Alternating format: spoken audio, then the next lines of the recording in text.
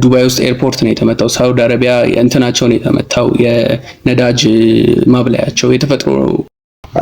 ሌላ ደግሞ ሀሳብ አመጡ። አንደኛ እንደማይሆን ያስታውቃል። ድርድሩ በኒውክሌር ላይ ነበረ፣ ከዛ ሚሳኤል ጨመሩበት። ትዕግስት ሳይሆን አሁን ያሉበት ሁኔታ ስጋት ነው። በነገራችን ላይ ወደ ኢራን እንዳይተኩሱ የሚያደርግ ምክንያት ትራፊክ ላይት ሃክስ ከማድረግ የአያቶላ አሊ ሀሚኒን ቤት ካሜራ ሃክስ ከማድረግ ድረስ የደረሰ ሰርቫይቭ ታደርጋለች ብሎ ያሰበ ሰው አልነበረም። ስቲል 13ኛ ቀኗን ይዛለች፣ ፋይት እያደረገች ነው ያለችው እና በተወሰነ መጠን የራቀች ቢመስልም ግን ሁሉም ወዳጆቻችን ናቸው የገልፍ ሀገራት እና እንግዲህ ሶቪየት ህብረት 1991 በፈረንጆች አቆጣጠር ከፈረሰች በኋላ ዓለም የአሜሪካ ብቻ ነች አይደለ? እዛ ጋር አሁን አሜሪካ ዲፌንድ ለማድረግ ያለችው እንጂ አሜሪካ ጎልም አቺቭ ለማድረግ ጦርነቱ አያስፈልጋትም ብዬ አስባለሁ። ሰላም ጤና ይስጥልን የተከበራችሁ አድማጮቻችን እንደምን ሰንብታችኋል? ሳምንታዊው ዓለም ለኛ የተሰኘው ፕሮግራማችን ከዚህ ሰዓት ጀምሮ መቅረብ የሚጀምር ይሆናል። ለወትሮ ሁሉ ሶፎንያስ አብነት እንዲሁም እኔ አቤኔዘር አደፍርስ ለቀጣዮቹ 30 ደቂቃዎች ከእናንተ ጋር ቆይታ የምናደርግ ይሆናል። እስከ ፕሮግራማችን ፍጻሜ ድረስ አብራችሁን ቆዩ። ሶፊ እንግዲህ ዛሬ ለየት ያለ ፕሮግራም ነው የሚኖረን። እንግዳም ጋብዘናል። እንግዳችን ጋዜጠኛ ቢኒያም ካሴ እንግዲህ በተለያዩ የዓለም አቀፍ ጉዳዮችና ወቅታዊ ፕሮግራሞችን በኤንቢሲ ዓለም አቀፍ ፕሮግራሙ የምናውቀው ጋዜጠኛ አብሮን ዛሬ ቆይታ የሚያደርግ ይሆናል። ቢኒ ጥሪያችንን አክብረህ ስለተገኘ እናመሰግናለን። እኔም አመሰግናለሁ። አዎ እንግዲህ ዛሬ ያው ሰሞኑን በጣም ሆት ከሆኑ አካባቢዎች አንዱ የሆነውን የሚድል ኢስትን ጉዳይ ነው እንግዲህ ያነሳን የምንቆየው። ያው አሁን 12ኛ ቀኑን ይዟል አይደለ? ከተጀመረ እስራኤልና አሜሪካ ኢራን ላይ ጥቃት አድርሰው ከተጀመረ በኋላ ያ ካምፔን እንግዲህ ብዙ ሀገራቶችን እያዳረሰ ይገኛል። አካባቢውንም እየናጠ እንደገና ዓለም አቀፍ ደግሞ መልክ እየያዘ የመጣበትን ሁኔታ ላይ ነው ያለው እና ዛሬ እሱ ላይ ነው ቆይታ የምናደርግ የሚሆነው። ያው ባለፈውም ሳምንት ብዙ ነገርኛ ስላነሳን ግን ደግሞ በጣም አሁን የብዙዎችም ጥያቄ እየሆነ የመጣው ኔጎሺዬሽን ሂደቶች ተጀምረው ነበር እንደምታስታውሰውና እንደውም ኢቭን ቅዳሜ ጥቃቱ ሊጀመር ሰኞ ራሱ ቀጠሮ እንደነበርና እንደንተንም አድርገው ሲያነሱት ነበር የውጭ ጉዳይ ሚኒስትሩ አባስ አራግቺና እዛ ላይ ብዙ ጥያቄዎች እየተነሱ ይገኛሉ። ለምንድን ነው እነዛ ነገሮች ወይ መጀመሪያውኑ ለምን ተጀመሩ ኢቭን የሚልም ጥያቄ እየተነሳ ይገኛልና እስቲ ከሱን ጀምር። ከኔጎሺዬሽኖቹ ለምን በእነሱ መቀጠል አልተቻለም ወይም መጨረሻቸውን እነሱ ማየት አልተቻለም ከሚለው ጀምር እስቲ። ታንኪዩ በጣም በመጀመሪያ ትምህርት ቤታችሁም እንደዚህ ለዓለም አቀፍ ጉዳዮች ቦታ መስጠቱ፣ ምክንያቱም ከውጭም ወደ ውስጥም ከውስጥም ወደ ውጭም ነው አገር የሚሰራውና ፖለቲካሊም በዛ ልክ ነው ፍሬሚንጉ መሆን ያለበት። እሱን ማድረጉ ትምህርት ቤታችሁንም አፕሪሺየት አደርጋለሁኝ። እናንተም ደግሞ በእንደዚህ አይነት ጉዳዮች ላይ ትኩረት አድርጋችሁ መስራታችሁ አሁን የብዙ ዓለም ወርልድ እየተፈጠረ አይደለ ተብሎ የሚታሰበው በሱ ላይ ደግሞ እኛም ኮንትሪቢዩሽን ሊኖረን ስለሚገባ እንደዚህ ማህበረሰባችንን በዓለም አቀፍ ጉዳዮች ላይ ግንዛቤ እንዲኖር ማድረግ ትልቅ ነገር ነውና ትምህርት ቤታችሁንም እናንተንም ማመስገን ፈልጋለሁ። እንዳላችሁት ትንሽ የኢራንና የአሜሪካ ፖለቲካዊ ሂደታቸው ማመጣጣቸውን በጣም በርካታ ዓመታት አሁን ሰዎች እንደሚያስቡት እነዚህ ሁለት ሀገራት ጠላት ብቻ አይደሉም።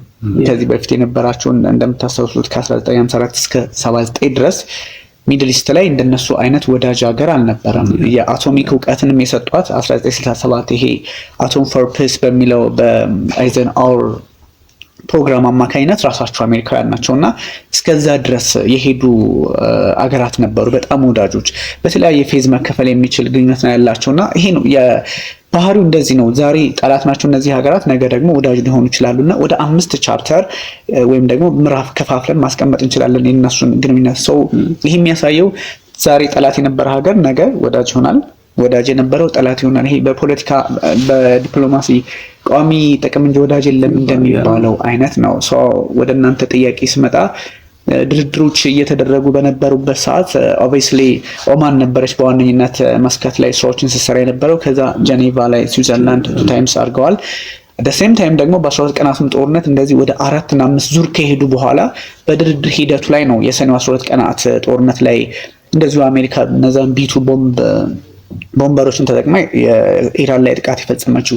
እንደዚህ አይነት አካሄዶች ብዙ ጊዜ የጊዜ መግዣ ናቸው በአሜሪካ ፖለቲከኞች ዘንድ የሆኑ የመጡት። በተለይም ከዚህ ከኢራን ጉዳይ ጋር በተገናኘ ስትመለከቱት ጊዜ ለመግዛት ነው ወይም ነገሮችን ለማጥናት ፕላስ ደግሞ የስለላ ድርጅቶቻቸው አያቶላ አሊ ኻሜኒ ምንድን ነው የሚያደርጉት እነ ማሱድ ፔዜሽኪያን እነ ሰይድ አባስ አራግቺ ምንድን ነው የሚያደርጉት የሚሉትን ቼክ ለማድረግ እና ጊዜ ለመውሰድ እስከሚመስል ድረስ ነው። እና አንዳንድ ሁኔታዎች እኛ ኦብቪየስሊ እንደዚህ አይነት ነገሮች ብዙ ባንሄድባቸውም ግን በድርድር ሂደት ውስጥ ጥቃት መፈጸም እውነት ለመናገር ከመንግስታቱ ድርጅት ቻርተሮች አሉ። ይሄ ከሉዓላዊነት ከመዳፈር በተለይም እነዚህ አንቀጽ 1 ንዑስ አንቀጽ 2 የሚባሉ እነሱን ስንመለከታችሁ ልክ ላይሆን ይችላል አንድን ሀገር በራሱ ሄዶ መምታት። ፕላስ ግን አሁን ባለው የፕሬዚዳንት ዶናልድ ትራምፕ አካሄድ መኪና መከገን ማጋ ማለት ለሳቸው ሁለንተናዊ ታላቅ ማድረግ አሜሪካን ነው ሀሳባቸው። ያን ሲያደርጉ ደግሞ የአንድን ሀገር ፕሬዚዳንት ሄደው ወጥተው መውሰድ ቬንዙዌላ ካራካስ ላይ ሴም ታይም ደግሞ ኢራን ላይ ለማድረግ ሙከራ፣ እነዚህ ነገሮች በድርድር ሂደት በንግግር ሂደት ውስጥ ላይ የሆኑ ስለሆኑ ማነው ልክ ማነው ስህተት የሚለውን እንዳለ ሁሉም ሰው ስለሚረዳውን ተውና ኦብቪየስሊ በድርድር ሂደት ውስጥ የተፈጸመው ጥቃት ልክ ሊሆን አይችልም። ፕላስ እንዳላችሁት እናንተም ሰይድ አባስ አራግቺ እናንተ ጊዜ መግዣን የተጠቀማችሁብን በድርድር መሀል ሁለቴም እንደዚህ ጥቃት አድርሳችሁብናል እና እንዴት ተማመን ልንቀጥል እንችላለን የሚል ሀሳብ ነው። በዋናነት የድርድራቸው ሀሳብ ኒውክሌርን የተመለከተ ነበረ። መጀመሪያ ላይ ኢራን እስከ 60% ዩራኒየም ማበልጸግ የቻለች ሀገር ናት። ያ ማለት 60% ዩራኒየም አሁን በቴርሞኒውክሌር የዓለም የኒውክሌር ኮንሰፕት የአቶም ኮንሰፕት ውስጥ ሆነን ስንመለከተው 60% ማለት ሴንትሪፊውጅ የሚባል አለ። በሱ ተጠቅመ በጣም በፈጠነ ጊዜ መታጠቅ ትችላለህ። ዳይም ኢራን ሊኖራት የሚችለው ከ8 እስከ 10 ኒውክሌር የኒውክሌር አረጫፎች ይኖራት ነበረ። ግን ያ አልሆነም። ናታንዝ፣ ኤስፋሃን፣ ፎርዶ ምናምን የመሰሉ ግዛቶች ጥቃት ደርሶባቸው በመመታታቸው በእነሱ አማካኝነት የተወሰነ መጉላላት አለ። ብዙ ነገሮች ጥያቄ የሚነሳበት ቢሆንም ግን ሌላ ደግሞ ሀሳብ አመጡ። አንደኛ እንደማይሆን ያስታውቃል። ድርድሩ በኒውክሌር ላይ ነበረ። ከዛ ሚሳኤል ጨመሩበት። ከዛ ደግሞ ሬጂም ቼንጅ የሚል አገዛዝ ለውጥ የሚል ሀሳብም መጣ እና እነዚህ ነገሮች ስትመለከታቸው ከጅምሩ ያስታውቃል እንደማይቀጥል። ስለ ኒውክሌር እየተደራደሩ ሚሳኤልም ያሰጋናል የሚል ጥያቄ አነሱ። ፕላስ አሜሪካ የምትደራደረው ከራሷ ጥቅም ብቻም ሳይሆን በኮቴሽን ውስጥ እስራኤልን ግምት ውስጥ አስገብታ ነው። ምክንያቱም ኢዝራኤል ኢዝ ዘ ቤስት ፕሮጀክት ናት ለአሜሪካ። እነ ጆ ባይደን ከዚህ በፊት $3 ቢሊዮን ፕሮጀክታችን ናት እስራኤል በመካከለኛው ምስራቅ ይሉ ነበረ እና ይሄ ነው ድርድሩ የነበረበት ሂደት። ኦብቪየስሊ ጊዜ መግዣ እንደነበረ ያስታውቅ ነበረ ቀድሞው ነው አይደል? በተለይም አሁን ጫና ፈጥረውም ለመደራደር ይመስል ነበረ። በተለይ አሁን የአብርሃም ሊንከንን ወደ ሚድል ኢስት እንትኑን ስታይ እንደው አፐር ሃንድ ይዘው ለመከራከር ድርድሩ ለማድረግ መስሎ ነበረ። ግን ደግሞ እንዳልከው የሁለተኛው ፌዝ ላይ ነው አይደለ የሚሳኤልን ኮንሰፕት የጨመሩት እዛ ላይ። እንግዲህ ሚሳኤል ማለት በዚህ በዘመናዊ ስቴት እንትኑ ስታየው የሀገር ትልቁ መጠበቂያ እንትን ነው። AK-47 ይዛ አጠብቅም አሁን ሀገር እንግዲህ ዋነኛው ነገር ሚሳኤል እና ደግሞ መቃወሚያ ስርዓቶች ወደ በኋላ ላይ እንመጣለን እና እስቲ ከዚህ ጋር የተያያዙትን ደግሞ ሶፊሲ ትንሽ በሚገባ ቢኒም ጥሩ አድርጋ አንስተዋል ብዬ አስባለሁ። ምክንያቱም የጊዜ ፎይታ ከማግኘት አንጻር እንጂ አሜሪካ እውነትም ድርድሩን ለሰላማዊ መዋል አስባ እንዳልሆነ መረዳት ቀላል ነው ብዬ አስባለሁ። አንዳንድ መረጃዎች እያየው ነበረ። በዚህ በስለላ ድርጅቶች ላይ ቤዝድ ያደረጉ ዶክመንታሪ የሚሰሩ የዩቲዩበሮች እንዲሁም የተለያዩ ዌብሳይቶችን እያየው ነበርና እዛ ላይ የሞሳድ እንዲሁም የአሜሪካ CIA ትራፊክ ላይት ሃክስ ከማድረግ የአያቶላ አሊ ኻሜኒ ቤት ካሜራ ሃክስ ከማድረግ ድረስ የደረሰ አቅም ላይ ደርሰው ነበር። ይሄንንም ድርድሩን ተጠቅመው ነው ያንን ያህል አቅም እንዲኖራቸው ያደረገውና አያቶላ ኻሜኒ መቼ ቤታቸው እንደሚኖሩ መቼ እንደሚወጡ በቁጥጥራቸው ስር እንደነበሩ ማየት እንችላለን። ይሄንንም ድርድሩን ለእንደዚህ አይነት ቱል አርገው እንደተጠቀሙ መረዳት እንችላለን እና እዛ አካባቢ ላይ ሌሎችንም ሀገራት በመናይበት ሰዓት ላይ አሜሪካ ለራሷ ጥቅምና ለራሷ ፍላጎት መዋል ነው እንጂ አሜሪካ እውነትም በሚድል ኢስት ያላት ፕሬዘንስ ለሚድል ኢስት ሀገራት ሰላምን ለማስፈን እንዳልሆነ የምናውቀው ጉዳይ ነውና ይህንንም ማለት እንችላለን። ብዙ ብላችሁበታል ብዬ አስባለሁ። በተደጋጋሚም ሲሉት ነበረ አይደለ አያቶላ አሊ ሀሚኒ ኢራን የምትጠቃ ከሆነ ጦርነቱን ቀጠናዊ እንደሚያደርጉት እንግዲህ በግልጽ ሲናገሩ ነበርና ያንንም ነው ወዲያ ያደርጉት። ሌሊት ላይ ጥቃት እንትን ተደረገ። እኔ የሚገርመኝ እንደውም እየተከታተልኩ ነበረ አልጀዚራና ወዲያው ነው እንትን እየተደረገ ምናምን ኢራን ተጠቃች ምናምን። ፍሬሙ ራሱ እንዴት እንደተቀየረ እዛ ጋር ነው ያየሁት። አልጀዚራ ፍሬም እያደረገበት የነበረው መንገድ እንዴት ነው መጀመሪያ ልክ አለ አይደል ሳይድ ያው በእንትን ላይና ልክ አሜሪካና ጥቃት እንትን ላይ በኢራን ላይ ምናምንና ወዲያው ባህሬን ነች አይ ቲንክ የተጠቃቸው መጀመሪያ። ከዛ ሲሆን ደግሞ እንደገና ሳይረን ሲገባላቸው እዛው ኳታር ውስጥ ምናምን ወዲያው ደግሞ ትንሽ እንትን የማድረግ ነገር መጣ ምናምን እና ጦርነቱን እንግዲህ አሁን ቀጠናዊን ብቻ አይደለም። ቀጠናው እንደምታውቀው እንግዲህ የዓለም ኢነርጂ በተለይ በዚህ በነዳጅና በተፈጥሮ ጋዝ ከዛ ነው አይደለ የልብ ምት የምትለውና ሪጂናል ብቻ አይደለም አሁን እየሆነ ያለውና እየሰፋ ነው እንትኑ ያለውና እስቲ እዚህ ላይ ትንሽ እንትን እናንሳ። ምክንያቱም አሁን የኳታር ሚኒስቴር እንደውም የውጭ ጉዳይ ሚኒስቴር እንደዚህም እንደ ሳውዲ አረቢያ ምናምን እንትን ብሎ አይደለም በሁለት ቀን ውስጥ ምናምን ነው ወዲያው ኢራን እንትንም አትል ከሆነ የራሳችን የመከላከል እንትን አለን ዲፌንስ ሰልፍ ዲፌንስ ራይት አለን የሚል የዩኤን ቻርተሮችን እየጠቀሱ የጀመሩትና ምን ያህል ይሄንን ነገር ቶለሬት ማድረግ ይችላሉ? በጣም ቴሪቶሪያቸው ውስጥ ነው እንግዲህ ሰው እየሞተ ነው። ዱባይ ውስጥ ኤርፖርት ነው የተመታው። ሳውዲ አረቢያ እንትናቸው ነው የተመታው የነዳጅ ማብላያቸው። የተፈጥሮ ጋዝ እንግዲህ ኳታር ነች በዓለም ላይ ቀዳሚ አምራች ሀገርና ሙሉ ለሙሉ ነው የቆመው እዛምና ምን ያህል ቶለሬት አድርገው ይቀጥላሉ የሚለውን እስቲ ቢኒ ምን ትላለህ? እንዳልከው ካታር እና መሰል ሀገሮች ያው ደረጃቸው እንትን ማለት አዳጋች ሊሆን ቢችልም በአብዛኛው እዛ አካባቢ ግዙፍ የነዳጅ ሀብት የሚንቀሳቀስበት ነው። በሆርሙዝም አካባቢ ፕላስ ደግሞ ወደ ህንድ ውቅያኖስም ወደ ቀይ ባህርም ይመጣልና ፖለቲካሊም ደግሞ ከኛም ሀገር ጋር በደንብ ሊንክ ያደርጋል። ስፔሻሊ አሁን ወደ ቀይ ባህርና ሁቲዎች እዛ አካባቢ በበል መንደብን በኤደን ባህረ ሰላጤ መያዝ ከጀመሩ ፕላስ ያደርጉታል ኦብቪየስሊ።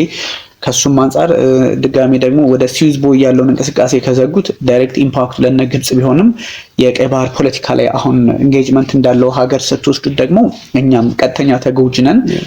የተወሰኑ ነገሮችን እየተመለከትን ነው በአንዳንድ ጉዳዮች ላይና ጀስት የፖለቲካ ሂደቱና አንዳንድ ጉዳዮችን ስንመለከታቸው ከዛ አንፃር ሊቃኙ ይችላሉ።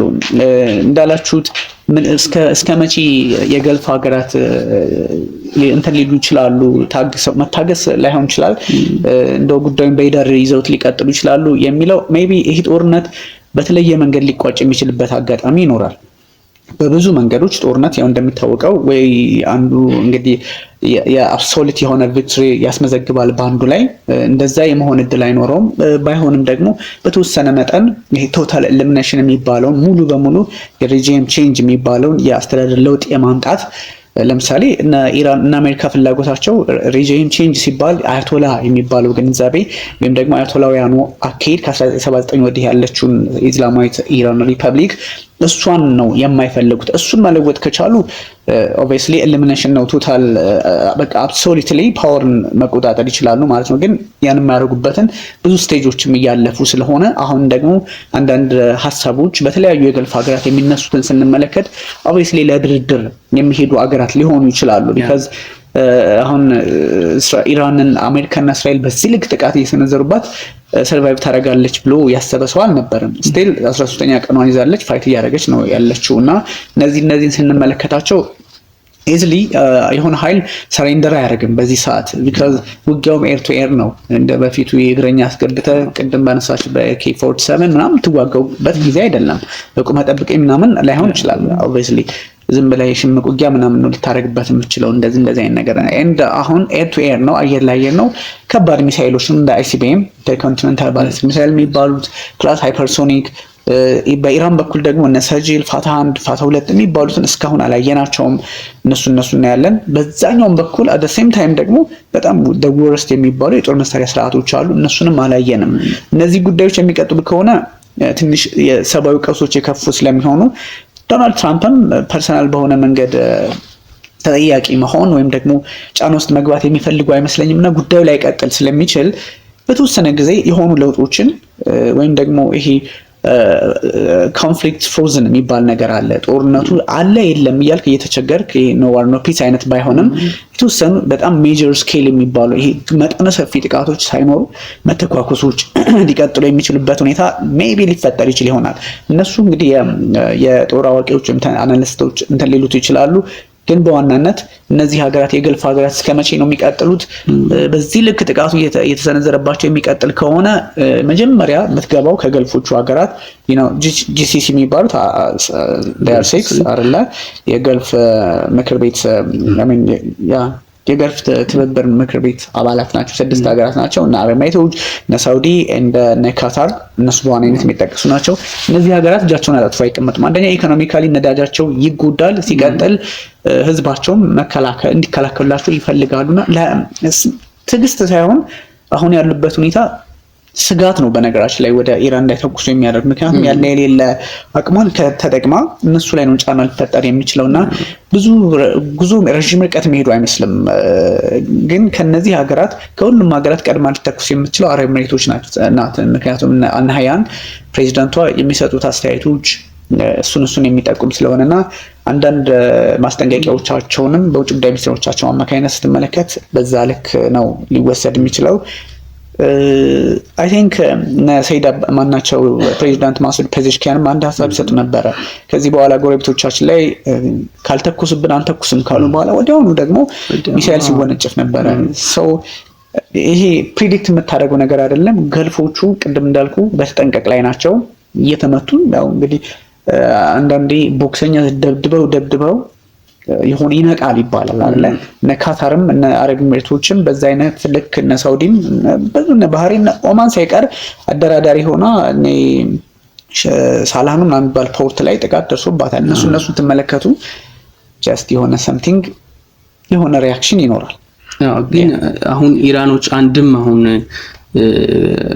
ቀጠናዊ የማድረግ ጦርነቱን እንትንም አይዲያውም ያላቸው አሁን ጫና ደርሰው ዩኤስ እና ወይንም በዓለም አቀፉም ብቻ ሊሆን ይችላል ጫና ደርሶ አሜሪካና እስራኤል ጦርነቱን እንዲያቆሙ ከማድረግ አንፃር ነው። እና እንዴት ነው ይሄ ነገር አሁን ላይ ያለበት ሁኔታ ምንድነው? ወደፊትስ እንደዚህ የማድረግ እንደውም ፊታቸውን በኢራን ላይ እንዲያዞሩ አያደርግም?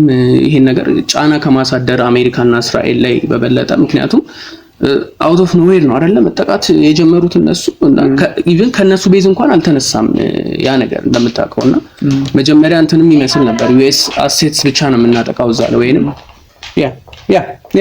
የዩኤስ ቤዞችን ነው የምናጠቃው ወይና ብቻ የተለያዩ ኤምባሲም ተጠቅቷል ሳውዲ አረቢያ ላይ እና ይመስል ነበር። ግን አሁን በጣም ኒውትራል እና ፐብሊክ የሚባሉ መኖሪያ ቤቶችን እንደገና ኤርፖርቶችን ሲጠቁ እያየን ነው። እና ይሄ ጫና ከማሳደር ይልቅ እንደውም ጫናው ወደ ኢራን እንዲሆን አያደርግም? ልክ ነው። በዋነኝነት ሁሉም ሰው በጣም ዓለም አቀፍ ጉዳዮች ላይ ትንታኔ የሚሰጡ ሰዎችም ሲያስቀምጡ የነበረው ኢራን አሁን ገና ተሳሳተች፣ ጎረቤቶቿን መምታት አልነበረባትም፣ ቢካዝ አጌንስቱ ኢራን ይቆሙባታል።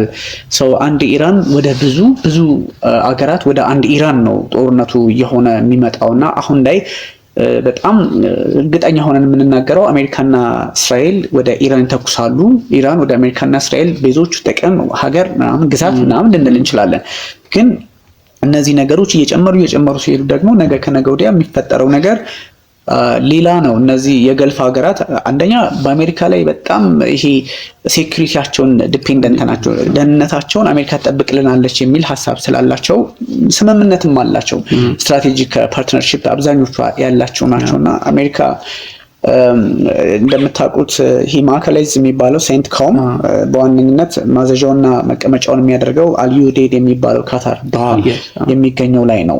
እሱም ላይ ጥቃት ደርሶበታልና ካታር በዛ ልክ አሜሪካ ትጠብቀኛለች ብላ የምታስብ ሀገር፣ ሳውዲ አረቢያም ኤግዚስተንሷ በተለይም ከዚህ ከደህንነቱ አንጻር በአሜሪካ ላይ ነው። እነ አረብ ኤሚሬቶችም ምንም እንኳን ከነ ፑቲንም ጋር ከነ ምናምን ጋር የመስራት ፍላጎት ቢኖራቸውም አሜሪካ ላይ ዲፔንደንት ናቸው። የዲፌንስ ሲስተሞቻቸው አብዛኞቹ በዛ ልክ ስለሆኑ ግልጽ ነው። ግን ይሄኛው እንዳላችሁት ኢራን ጥቃት የመሰንዘሯ አንደኛው አንስተዋል ኦፍ ኮርስ እዛ ላይ የጦር ቤዞች ስላሉ በእነዚህ በገልፍ ሀገራትና መካከለኛው ምስራቅ ላይ ባይቶይ ወደ 19 የሚሆኑ የጦር ቤዞች ነው ያላት አሜሪካ ሚድል ኢስት ላይ።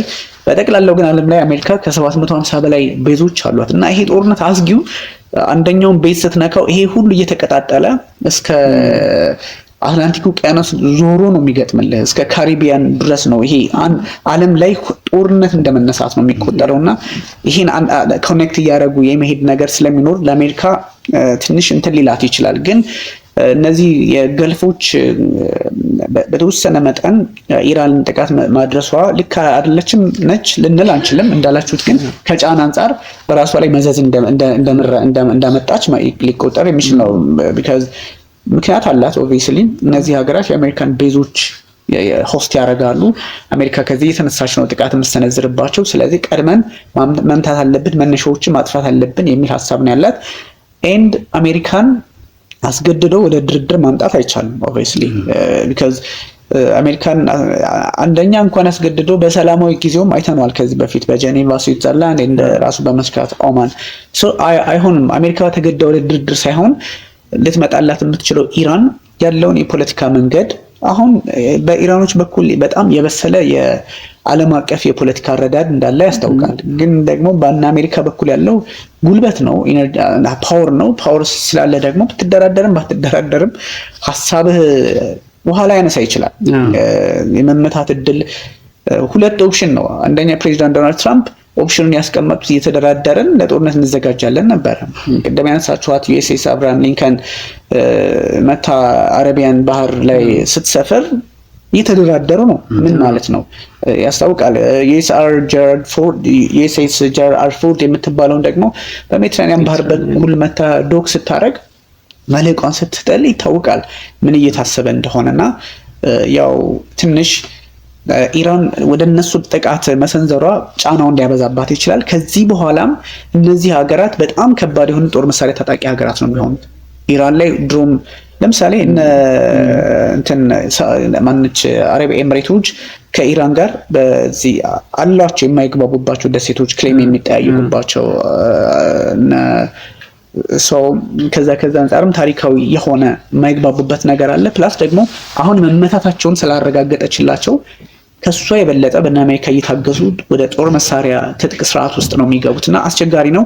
አንደኛ ይጠነክሩባታል። ከዚህ በኋላ እነዚህ የገልፍ ሀገራት ነገ ከነገ ወዲያ ትንሽ መለሳለስ ነበር። ሳውዲና ኢራን እንደምታውቁት እሳትና ጭድ ሆኖ ነው በቻይና አማካኝነት ታርቀው ነው ጋፓቸውን አጥብበው የነበረ ኤምባሲም የሚከፈቱት በየሀገሩ ሪያድና ቴህራን። እነዚህ ደግሞ እየጠነከሩ ይሄዳሉ። ኢራን ከዚህ በኋላ በቀለኛ ታማኝ ኃይል ልትሆን አትችልም የሚል ጥያቄ ሊያነሱ ይችላሉ። በዛ ላይ እነዚህ እነ ሳውዲ እና ካታር የሚጣሏቸው ኃይሎች ደግሞ በኢራን እንደሚታጠቁ ያውቃሉ። ለምሳሌ ሁቲ በኢራን ናት ትጥቅ የምታስታጥቃቸው። እነሱን ያረጋግጥላቸዋልና ጥቃት መሰንዘሯ እንደዚህ አይነት ጫናዎች ሊያመጡባቸው ይችላል። ግን እንደ አንድ ናሽናሊስት ሀገር የሆነ ያረጋቻቸው ነገሮች ኢትዮጵያ ውስጥ አሁን እኛ ሀገር አይበለውና መጥፎ ነገር ቢከሰት ኢትዮጵያ በዚህ ልክ በቃ ኦፌንሲቭ እንድትሆን እንፈልጋለን አይደል? ዝም ብለህ እንደሆነ አሁን ኢራናዊ ብትሆን በዚህ ልክ ለመከራከር መሞከር ደስ ይላል። ወይም ደግሞ ጀስት አገሬ እንዲብርቱ ነች ምናምን የሚል ኔክስት እንግዲህ የሚመጡትን ቀናት ምን እንደሚሆን አናውቅም። ዶንት ነው። ምክንያቱም ፋይቲንጉ ከዓለማችን በሁሉም ነገር ቁጥር አንድ ላይ የሆነች ሀገር ከአሜሪካ ጋር ሰው በዛ ልክ ብናየው ስትራቴጂክ አሊያንስም እኮ እንትን እያለ ይመስላል ሽፍት እያደረገ እንዳልከው። አሁን በፊት ዩኤስ ላይ በጣም ዲፔንደንት ያደረገ ኳታሮች ምናምን በተለይ ከሚሊተሪ ጋር በተያያዘ ነበራቸውና አሁን አይ ቲንክ እንትንም ሳያረጋቸው አይቀርም ሳያነቃቸው አይቀርም። አሁን እስራኤል ላይ የተተኮሱትን እንግዲህ እንደ ዝናብ ራሱ እንትን ሲሉና ያለን አይደል ሚሳይሎች ግን አይረንዶም ኢፊሸንሲውን እንግዲህ የምናውቀው ነው 90% በላይ እንግዲህ አኩሬሲ ሬት አለው። ያው ምንም እንኳን ሾርት ሬንጅ ይሁን እንጂ እንትኑ ግን የማክሸፍ እንትኑ ደግሞ እስራኤል እኮ አይመስልም አይደለ? አሁን ሚሳኤል በሌለበት እንትን ስታያት እኮ ጀስት ኖርማል ዴይ ቱ ዴይ ላይፍ እያደረገች ያለች ሲቲ ነው የምትመስል ቴል አቪቭ። ግን አሁን የፓትሪዮት ደግሞ በዚህ በኩል ስታይ አሁን የዩኤስን እንትን አንደኛ ኮስታቸው በጣም ኢን ሚሊየንስ ነው የሚወስዱት ታይም እንትን ለማድረግ አሁን አይረንዶም ኦልሞስት አውቶማቲክ ባለው 5-10 ሰከንድ ነው እንትን የሚለውና ዲሎችን እያየው ነበር። አሁን አዳዲስ ዲሎችን ከእስራኤል ጋር የመክፈት እንትን እንዳላቸው ዩኤኢ እንደገና ሳውዲ አረቢያ እና ሞር እየለጠፋቸው እንደውም አይደለም ከእስራኤል ጋር እንትኖችን ጥሩ ጥያቄ ነው። እንደዚህ አይነት ነገሮች አንደኛው ላይ ጫና ስታበረታበት ይሄ በጣም ስትራቴጂክ አሊያንስ የሚባለውን ነገር አንዳንዴ ከጠላት ጋር ባትዋደድም አይዲዮሎጂካሊ ባትዋደድም የግድ አብረህ እንድትሰራ ያደርጋል። ምክንያቱም ቅድም ባነሳነው ኮንሰፕት ጠላትን ቢሆን አሁን ከጠቀመ አብረህ ትሰራለህ። ኢትዮጵያም እኮ እንደምናስታውሰው ያው እናንተ በጣም ልጆች ናችሁ እኔም አላስታውስም ኦብቪየስሊ በማንበብ የሁለት ካቴጎሪ ላይ ነበርን እኮ ኢትዮጵያ የዩኤስኤስአር ሶቪየት ህብረትም ጋር ሰርታለች ኢትዮጵያ። ከዛ ደግሞ ከሶሻሊስቱ ዓለም ጋር ሶሻሊስቱ ከነ ሶቪየቶች ጋር ደግሞ ከካፒታሊዝሙ ዓለም ጋር ከነ አሜሪካም ጋር ሰርታለች። ሁለቱንም ታውቃለች። ሶ አይ ቲንክ ከመጣችሁበት አላውቅም እንጂ የኢትዮጵያ ስትራቴጂ በሁለቱም መሀል ላይ ተቆምና ወደ ግራም ወደ ቀኝም እያየ ወደሚጠቅም ነው። ዓለም ደግሞ አሁን ትሬንዷ በተለይም ለነዚህ ለሚድል ኢስት ላይ ላሉ ሀገራት በተለይም ደግሞ ለነ ጂሲሲዎቹ ለሚባሉት በገልፍ ሀገራት ያሉት መሪዎቻቸው ሀገራቸውን ለማራመድ የሚሄዱበት ርቀት ነው። በነገራችን ላይ 2020 ላይ የአብርሃም አኮርድ በሚባለው የአብርሃም ስምምነት በሚባለው እና አረብ ኤሚሬቶች እና ባህሬን የመሳሰሉ ሀገራት ከእስራኤል ጋር ኖርማላይዝ አድርገዋል። ደግሞ ግንኙነታቸውን ኖርማል አድርገው ቀጥለዋል። በዛ ልክ እንትን እያሉ ይገኛል። እሱን ነገሮች ስትመለከቷቸው በተወሰነ መጠን አሁንም እነሱ ነገሮች ተጠናክሮ ሊቀጥሉ ይችላሉና ስትራቴጂክሊ ጥሩ ሀሳብ ነው ያነሳችሁት። ስትራቴጂክሊ አሁንም ወደዛ ሄደው በተለይም ወደ ምዕራቡ ዓለም የመሄድ ነገር ይኖራቸዋል። እነዚህ የአረቦቹ አገራትና ኢራን ብቻዋን እንድትቆም ሊያደርጋት ይችላል። አንደኛ እነ ራሽያና እነ ቻይና ያሉበት ሁኔታ በመንግስታቱ ድርጅት የጸጥታው ምክር ቤት የኤንኤስሲ ላይ ሀሳብ ያነሳሉ፣ ይከራከሩላታል። ቢያንስ በአምስቱ ወይም ደግሞ ፒ5 በሚባሉት በፐርማነንቶቹ ላይ ሁለት ድምፅ አላት። ብዙ ጊዜ ኢራን፣ ቻይናና ሩሲያ ከኢራን ጎን በመቆም እጅ በማውጣት የሚታወቁ አገራት እየሆኑ መጥተዋልና ስትራቴጂካሊ እንዳላችሁት ከዚህ በፊት እንደነ አልጀዚራ ሞር ከአገኒስቱ እስራኤል ሆኖ በመስራት የሚታወቅ ነው። የአረብን ፖለቲካ ደግሞ በራሱ ቅርጽ ማስያዝ የሚችል ትልቅ ሚዲያ ሆኗል እና ከዛ አንጻር ቅድም ያነሳችሁት ነገርም አለ። የኢራን ወደ እስራኤል ስትተኩስ ወዲያውኑ ነው አክቹሊ ሪስፖንድ ያደረገችው። አንድ ሰዓትም አልሞላም። እሱን ስትመለከት አልጀዚራ በጣም እንትን ብሎ ተኩስ። ወዲያውኑ ደግሞ ወደ ካታር ዶሃ መተኩስ ሲጀምር ግራ ገባው ሰው። እንደዛም ብሎ አልጀዚራ ኦብቪየስሊ እንደዛም ብሎ የሆነ አቋም አለው፣ በጣም አቋም አለው እና እናንተም በዚህ ልክ ስትሰሩ የብሔራዊ ጥቅማችሁን ታሳቢ ባደረገ መንገድ ስለሆነ አንዳንድ ጉዳዮችን አሁን ለምሳሌ እኛ ገልፎች ጋር ያለን ግንኙነት እና አረብ ኤሚሬቶች እና ካታር፣ ሳውዲ ሞር አሁን ትንሽ በተወሰነ መጠን የራቀች ቢመስልም ግን ሁሉም ወዳጆቻችን ናቸው የገልፍ ሀገራት እና ከማን ጋር ሊሄዱ ይችላሉ ምናምን የሚለው መንገምተው ነገር አለ። ግን ስትራቴጂካሊ እንዳላችሁት አንዱ ላይ ጫና ሲኖርብህ አንዱን የማታምነው ከሆነ እየጠላውን ቢሆን ወደ ሌላው ትሄዳለህ፣ ሽፍት ታደርጋለህ እና ኢራን እሱን ነገር ሉዝ ልታደርግ ትችላለች። ፕላስ ደግሞ ኢራን በዚህ ከወጣች የስቴትመንት ይሄ ስቴት ሁድነታቸው የነሱ ይታወቃል፣ የበረታ ነው ፋርሶች።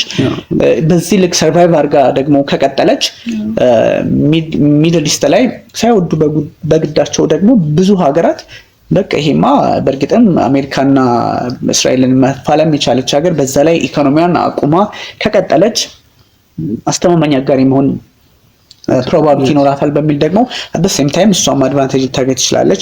ፕላስ ግን የስትራቴጂክ አሊያንሶች የመቀየር ነገሮች ይኖራቸዋል። በተለይ ገልፎቹ ኢራን ላይ የነበራቸውን በተወሰነ መጠን መለሳለስ እንትን እንዲሉት ያደርጋቸዋል። ያው አሁን ደግሞ ሌላ ምንድነው የአሜሪካና አሁን እስራኤል መቼም ጦርነት እንትን ስትል ጌን ይኖርሃል አይደለ? ሎንግ ተርም አለ፣ ሾርት ተርም ጌን ደግሞ ይኖርሃል በዛው ልክና ያው ሞስትሊ ኮሌክቲቭ ነው የሚሆነው። የእስራኤልና አሜሪካ ግንኙነት እንግዲህ እንደምታውቀው ኦልሞስት 51ኛ ስቴት አይነትም እንትን ይባላል አይደል? እንዳላቸው ሁሉ ሞስትሊ ኮሌክቲቭ ነው የሚሆነው ጌናቸው። ግን ኮሌክቲቭንም እስቲ እንደገና ኢንዲፔንደንት እንትናቸውን ምን ያው ሊያገኙት የሚችሉ ኦፍ ኮርስ እስራኤል አሁን ኢሚዲየት ትሬት ከዛ አካባቢ ይወገድላታል። ኢራን እንግዲህ ጀርባዋ ላይ ያለች እዛ አካባቢ ላይ እስራኤል መተኛት የማይታሰብ ነው። ምክንያቱም በኳድ ፎርስ በምትለው እንግዲህ እነ ሂዝቦላን ሀውቲን ምናምን የምታስጠጥቀው እዛ ጋር ስፖንሰር የምታደርገው ኢራን ነች እና ኢቭን ኢንስቲቱሽናላይዝድ የሆነ አይነት ሲስተም ነው ያለው። ጀስት ራንደም እንኳን ሰፖርት አይደለም ኢራን ያላት በነዛ ኃይሎች ላይና እስከ ኮሌክቲቭን ጀምርና ከዛ ደግሞ ለየብቻስ ምን ሊሆን ይችላል የሚለው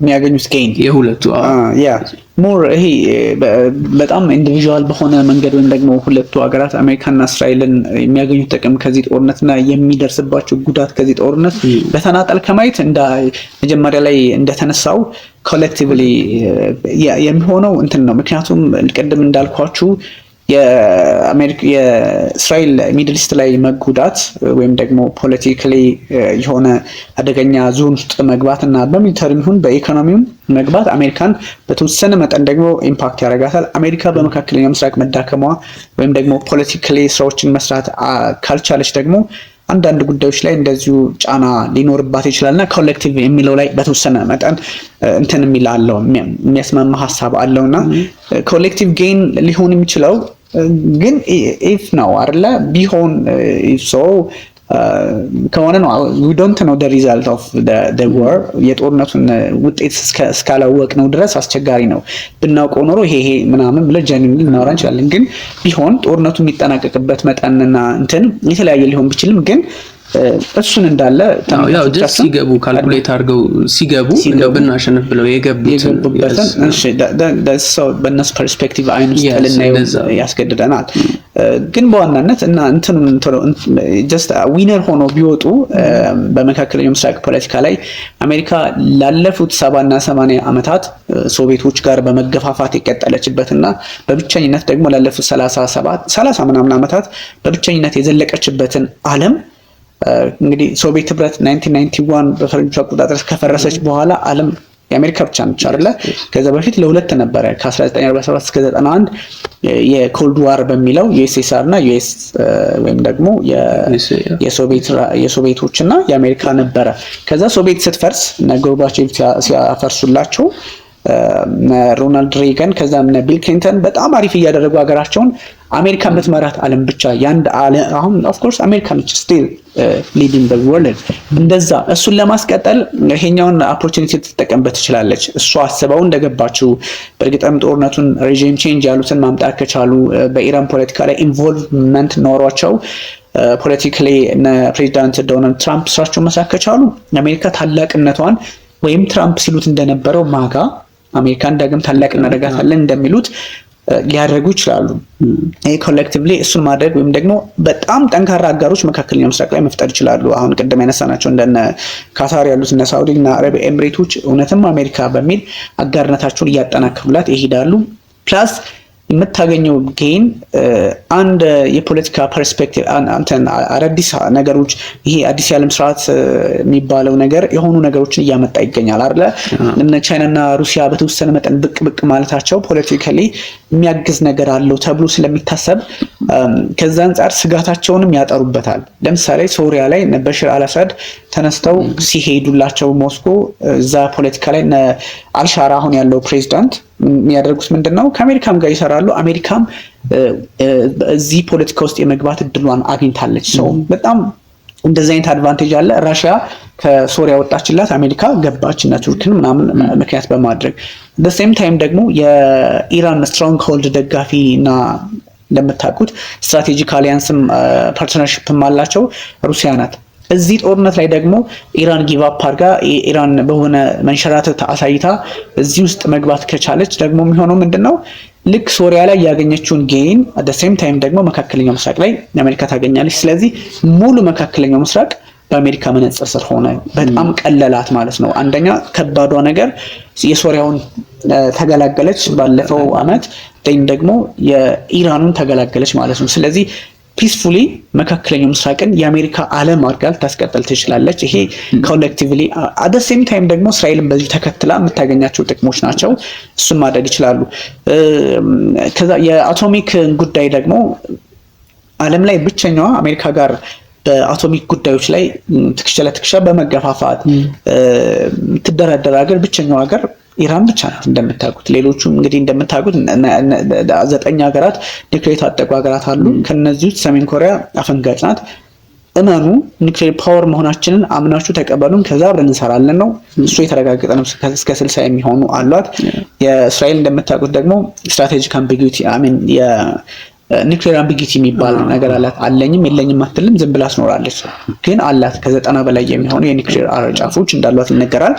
ኦብቪየስሊ አላት። እነዚህ ፓኪስታን ህንድና ብትዋቸው እንኳን እነዚህ የፒ5ዎቹ 5 ቋሚ የጸጥታ ምክር ቤት አባላት ሁሉም አላቸው። 9 ሀገራት አላቸው። 10ኛ ደግሞ በኒውክሌር ጉዳይ ላይ በብቸኝነት የምትደራደረው ኢራን ናት። ያን ያጠፋሉ። ኢራን አትሊስት የኒውክሌር ጦር መሳሪያ እንዳይኖራት ከማድረግም አልፈው ኒውክሌር በአሜሪካ በዋሽንግተን የፖለቲካ ግንዛቤ ስር ተወሽቆ እንዲቀጥል የማድረግ እድሉን ይፈጥራሉ። ይሄ ኮሌክቲቭሊ እንደዚህ አይነት ጥቅም ሊያገኙ ይችላሉ። ይሄኛው ግን ለአሜሪካን ብቻ ሳይሆን አት ሴም ታይም ደግሞ ለእስራኤልም የሚሰራ ነው። በተለይም ደግሞ አሁን ከኢኮኖሚም ጋር ሶፊ አገናኝተው የሚያነሱት አሉ ይህንን ነገር። ባለፈው ቬንዙዌላ ላይ የሆነውን ነገር እናስታውሳለን። ከግሪንላንድ ጋር የገቡበትን እንትን እናውቃለን። እንደገና ደግሞ የዶናልድ ትራምፕ የ20 ነጥብ ስምምነት በዩክሬን እና በራሽያ እንትን ላይ ሰጀስት ያደረጉትን እንኳን ስናይ ለማየት ሞክሬ ነበርና ምንም አይዲያው የሌለው ሰው አሜሪካ በዚህ ጦርነት ላይ የሆነ ጉዳት የደረሰባት አይነት ነው የምትፈልገው ጥቅም ከዛ እና ከዚህ ከናቹራል ሪሶርስ ጋር ተያይዞ ያለውንም ነገር በጣም እየሰሩበት እንዳለ ዶናልድ ትራምፕ በዚህ ማየት እንችላለን። አሁን ወርልድስ ላርጀስት የምትባለውን የተፈጥሮ ነዳጅ ሀብት እንግዲህ ቬንዙዌላ ውስጥ ነው ያለው እና ያንን አሁን በአሜሪካ ቁጥጥር ስር ነው ያለው። ግሪንላንድ እና ምን ያህል ሪች እንደሆነ እናውቃለን። እና ሁለቱን አሁን እንትን ማድረግ ከቻለች ደግሞ ከዛ at the same time ኢራንን እዚህ ጋር የምትይዝ ከሆነ ወይንም ከጨዋታ ውጭ ኢቭን ማድረግ የምትችል ከሆነ ዩኤስ ኢኮኖሚዋን በደንብ እንትን የማድረግ አሁን ዶናልድ ትራምፕ ከመጡ በኋላ ቀደም እንዳልከው ሜክ አሜሪካ ግሬት አጌን ዋነኛ እንትኑ ኢኮኖሚካሊ እንትናን አድቫንቴጅስ ሆና የምትወጣበትን አይነት ይሄ ዜሮ ሰም ጌም የሚመስል እንትን ነው የሚፈልጉት። አድቫንቴጅ ይፈልጋሉ ከትሬድ ላይ እና ቴክኖሎጂያቸውንም እንግዲህ እናውቃለን። የቬንዙዌላ አንድም ከባድ የሚያደርገው ድፍድፍ ነው አይደለም የምትሸጥ የነበረው፣ ግን አሁን ፕሮሰስ አድርገው ደግሞ ያ ቴክኖሎጂ ያላት ማነች አሜሪካ አላት ያ ቴክኖሎጂ እና ያንን እንትን አድርገው ማውጣት አውጥተህ አታስቀምጠው ለራስ ሸጠህ ለመጠቀም ነው አይደል ያንን እና ሌሎችንም ከጨዋታ እያስወጣች ራሷን በዚህ በነዳጅ እንትን ላይ በደንብ ለማውጣት ነው የሚሉም እንትኖች ስላሉ ነው ሶፊ። እና ከኢኮኖሚ እና ከዚህ ከነዳጅ ፖለቲካው አንፃር እንዴት ልናየው እንችላለን? ቢኒም ጥሩ አድርገህ አንስተዋል ብዬ አስባለሁ።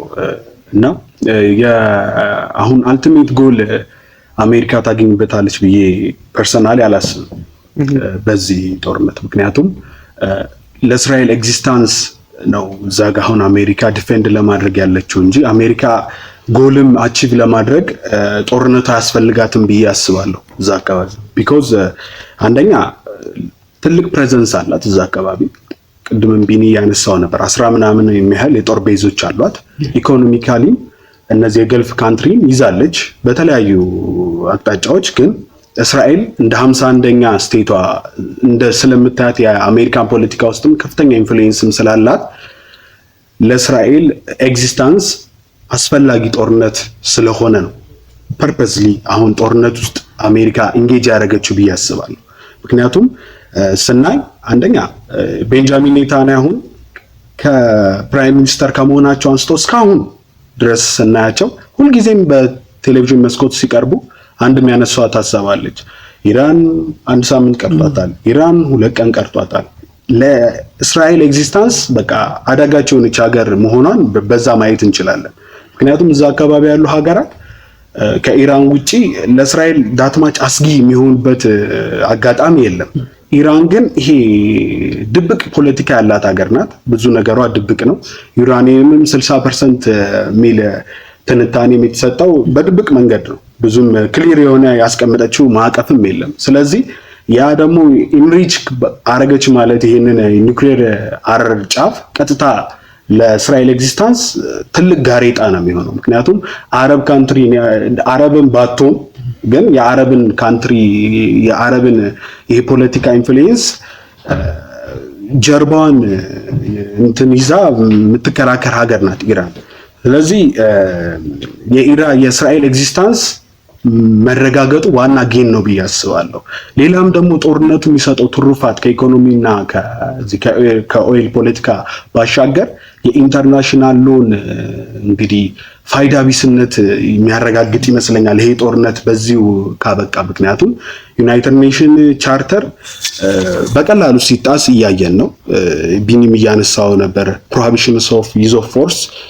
እንግዲህ አሜሪካ ያለምንም ፍቃድ ከኢራን ፓርላማም ፕሬዚዳንትም ፍቃድ ሳታገኝ ፎርስ ተጠቅማለች፣ እስራኤልም እንደዚሁ። ስለዚህ ብዙ የዓለም አቀፍ ሕግ ተንታኞች እንደሚሉት እንደ ብሮሌን አይነት ተንታኞች ዓለም አቀፍ ሕግ የዌስተርን ተጽዕኖ ማሳደሪያ እንጂ ሌላ ነገር አይደለም እንደሚባለው ያንን የሚያረጋግጥ ይሆናል ብዬ አስባለሁ። ምክንያቱም ዓለም አቀፍን ሕግ ስናይ የድሆች መሸሸጊያ ነው ዓለም አቀፍ ሕግ። ምክንያቱም ትላልቅ ሀገራት አቅምም ስላላቸው ዳይካን ምንም ማድረግ ይችላሉ። በህግ ውስጥ መከለል አስፈላጊም አይደለም። ነገር ግን ይህ ጦርነት ካለቀ በእንደዚህ አይነት አግባብ ይሄ የዓለም አቀፍ ህግ የድሃዎች መሸሸጊያነቱን ያጣል።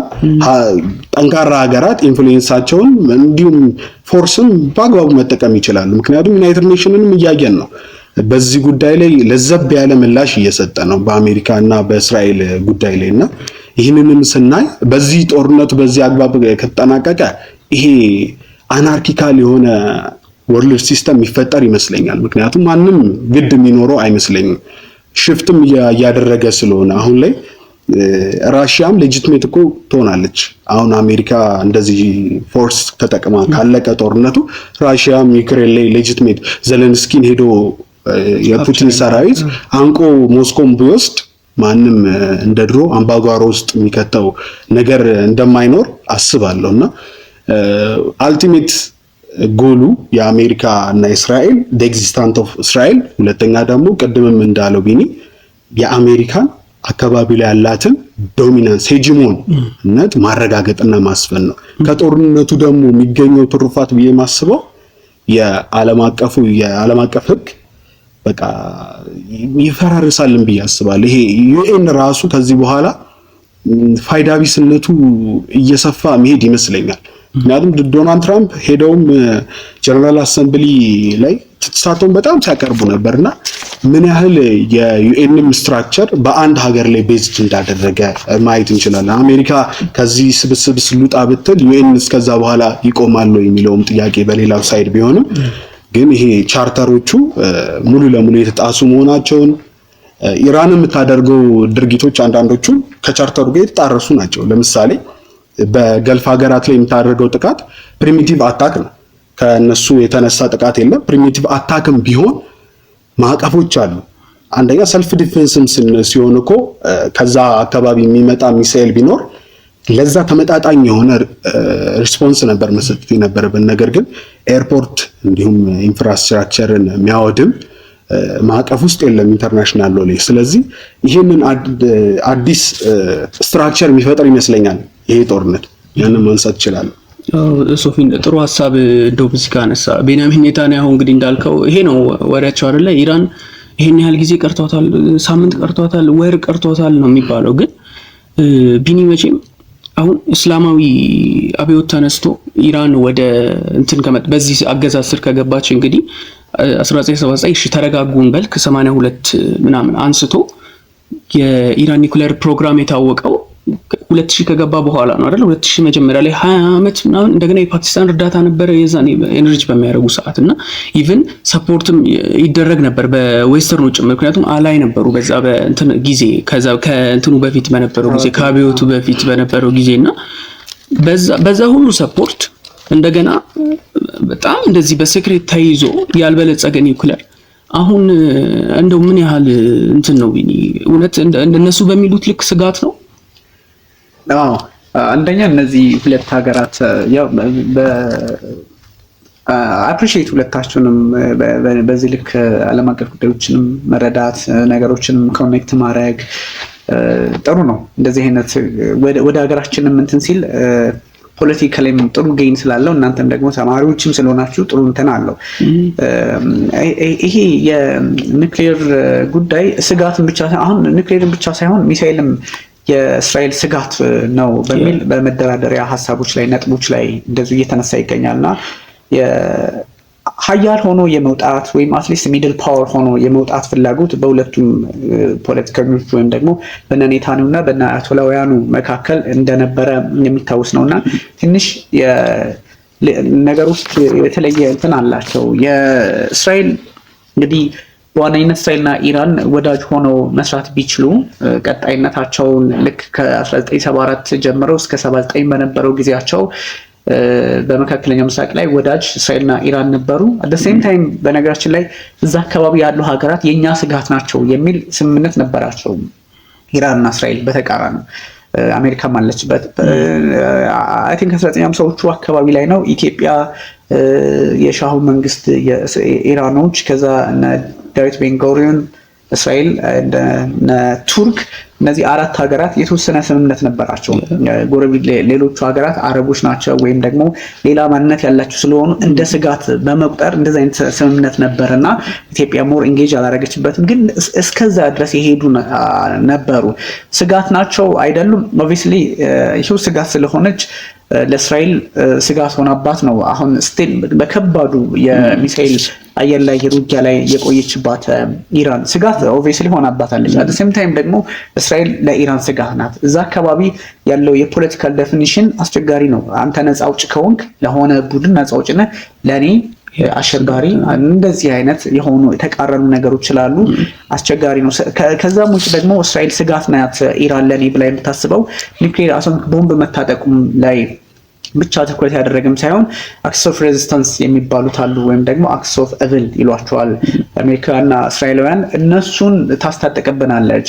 ለምሳሌ ሄዝቦላ ሊባኖስ ውስጥ የሚታጠቀው በእሱ አማካኝነት ነው። ካታይብ ሄዝቦላ ኢራቅ ውስጥ እንደዚህ፣ ሁቲ የመን ውስጥ የሚታጠቀው በእሱ አማካኝነት ነው። ሐማስ ፍልስጤም ውስጥ የሚል ፖለቲካዊ አረዳድ አላት። ኦብቪስሊ እንደዛም ነገሮች ስላሉ እሱ በስጋት መልክ ይነሳሉና ስጋቷ ሁሌ አቶሚክ ቦምብን ብቻ አይደለም።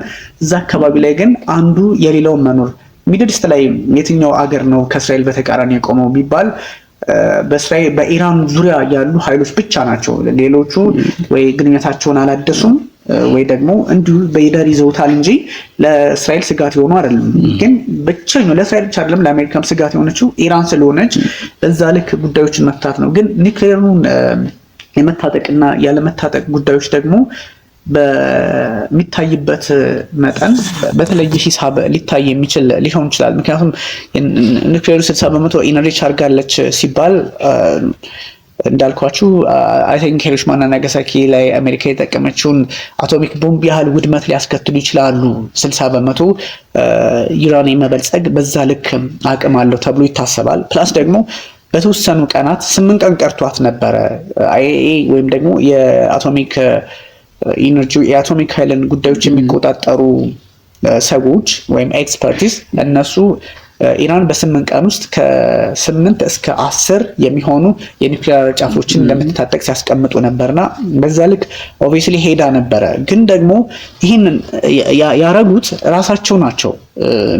የአሜሪካ ፖለቲከኞች ብዙ ጊዜ አሁን የመሰለ አሜሪካ ፖለቲከኞች ስንናገር በተወሰነ መጠን ደግሞ እስራኤልን ሪፕሬዘንት እያደረገ የሚቀጥል ነውና እነዚህ ነገሮችን በዛ ልክ ማየት ያስፈልጋል። ይሄን ያደረጓት ራሳቸው ናቸው። ባይዘው ሰሜን ኮሪያ እኮ የታጠቀችው እነ ጆርጅ ቡሽ እነ ቢል ክሊንተን ሌሎቹም የአሜሪካ መሪዎች ሰሜን ኮሪያ የምትባል ሀገር ኒውክሌር ቀርቶ ወይም ደግሞ ከደቡብ ኮሪያ ጋር ካልተስማማች በኤዥያ ፓሲፊክ የኛም ፖለቲካ ተቀብላ የምትቀጥል ሀገር ካልሆነች ትመታለች እያሉ ሲያስፈራሯት 60 የኒውክሌር ጫፎችን ታቃ አረፈች። ራሳቸው ግፊት ስለፈጠሩ ነው። ኢራንም ተመሳሳይ ትሬንድ ነው የተከተሉት። ምክንያቱም 2015 ላይ ስምምነት ነበራቸው አለ ኮምፕሬሄንሲቭ የኒውክሌር ስምምነቱ P5+1 አምስቱ ቋሚ የጸጥታው ምክር ቤት ሲደመር ጀርመን ነበሩ።